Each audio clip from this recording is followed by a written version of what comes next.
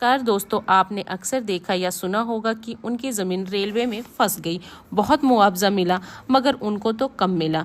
तो आज का ये वीडियो बहुत ही खास होने वाला है, जिसमें हम ये समझाने की कोशिश करेंगे कि आखिर वो कौन कौन से फैक्टर्स हैं जिनमें रेलवे द्वारा आपकी भूमि अधिग्रहित किए जाने के बाद आपका मुआवजा तय किया जाता है। और ये वीडियो देखकर आप ये भी अनुमान लगा सकते हैं कि आपको जो मुआवजा मिला है या मिलने वाला है वो सही है या अधिक मिलना चाहिए। तो वीडियो बिना स्किप किए कंप्लीट देखिए।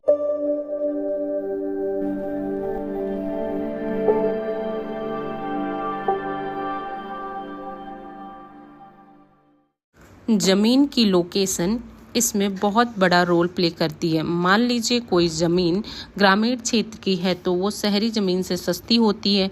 ठीक यही हिसाब लगाया जाता है रेलवे द्वारा। सबसे पहले ये देखा जाता है कि ज़मीन कहाँ की है, ग्रामीण क्षेत्र या शहरी। अगर ज़मीन ग्रामीण आंचल की होगी तो मुआवजा कम बनेगा, और वही अगर ये शहरी क्षेत्र में फंसी तो मुआवजे की कीमत ज़्यादा होगी।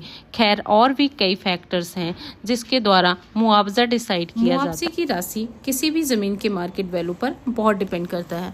मान लीजिए कोई ज़मीन का टुकड़ा जिसका सरकारी रेट कम है मगर उस जगह का मार्केट वैल्यू मतलब कि सिविल वैल्यू बहुत ज़्यादा है, तो ऐसे में रेलवे द्वारा भूमि अधिग्रहित के बाद मुआवजा डिसाइड करने से पहले उस ज़मीन के आसपास के इलाके का रेट पता करके उसकी सिविल वैल्यू के बारे में जाना जाता है, और उसके बाद ही उस ज़मीन का मुआवजा डिसाइड होता है। ज़मीन का आकार मतलब कि ज़मीन का कुल क्षेत्रफल, कितनी ज़मीन रेलवे अधिग्रहित करने वाला है, ये भी आपके मुआवजे की राशि को बढ़ा सकता है। मतलब बड़े आकार की ज़मीन पर अधिक मुआवजा हो सकता है। किसी भी ज़मीन का मुआवजा उस ज़मीन का प्रकार भी डिसाइड करता है। जैसे कोई ज़मीन कृषि के लिए उपयोग में लाई जा रही है, किसी ज़मीन में कोई घर बनाकर रह रहा है, या कोई ज़मीन किसी व्यवसाय के लिए उपयोग में लाई जा रही है। मान लीजिए रेलवे द्वारा ऐसी ज़मीन अधिग्रहित किया जा रहा है जहां कोई घर बनाकर रह रहा है, तो उस ज़मीन का मुआवजा किसी कृषि कार्य उपयोग ज़मीन से ज़्यादा होगा, और वहां रहने वाले परिवार को किसी दूसरी जगह रहने के लिए भी दिया जाएगा। सोशल एंड इकोनॉमिक इफेक्ट भी एक बहुत इम्पोर्टेंट फैक्टर है।